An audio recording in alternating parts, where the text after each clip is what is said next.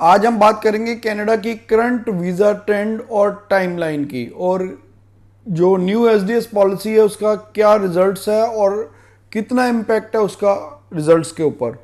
तो कनाडा में ज़्यादातर जो स्टूडेंट्स की अभी तक की परेशानी है कि क्या जो नॉन एसडीएस वाले स्टूडेंट्स हैं क्या उनका भी वीज़ा आ रहा है या उनकी सक्सेस क्या है, वो भी मैं आपसे शेयर करूंगा।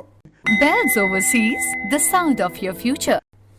हेलो एवरीवन, मैं कपिल भाटिया बेल्स ओवरसीज से। बेल्स ओवरसीज से आप अपनी स्टडी वीज़ा असेसमेंट किसी भी कंट्री की 6292062920 पे कॉल करके कर सकते हैं।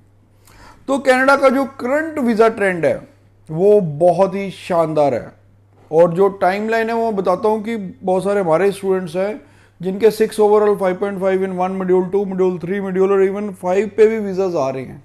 और हमारे ही ओवरऑल 6 पे पिछले अगर एक हफ्ते में बात करूँ तो 8 से 10 स्टूडेंट्स के वीज़ा आ चुके हैं, जो कि हमारी टाइमलाइन पे भी आप जाके देख भी सकते हैं, इवन इंस्टा पे भी है। तो ये सभी स्टूडेंट्स वो थे जिसका एक स्टूडेंट का तो 9 इयर्स का गैप भी था, एक का 3 ईयर का गैप था, एक की पहले 2 रिफ्यूजल्स भी थी। इवन देन हम उनका वीज़ा लेने में कामयाब हुए, हालांकि उनके 5.5 इन 1 मॉड्यूल या 5.5 इन 2 मॉड्यूल भी थे, तो भी उनके वीज़ाज ग्रांट हुए। तो इसलिए अभी जो ट्रेंड है बहुत शानदार है। जो भी स्टूडेंट्स इस बहती गंगा में हाथ धोना चाहते हैं तो उनके लिए सुनहरी मौका है। अभी भी जैन इनटेक या मई इनटेक में हमारे पास अपॉर्चुनिटीज़ अवेलेबल है जो स्टूडेंट्स इसको कैश करना चाहते हैं। अगर हम टाइमलाइन की बात करें तो जो रिजल्ट्स है एक स्टूडेंट का 7 डेज में, एक का 9 डेज में, ज़्यादातर स्टूडेंट्स के 15-15 डेज के अंदर अंदर रिजल्ट्स आ रहे हैं।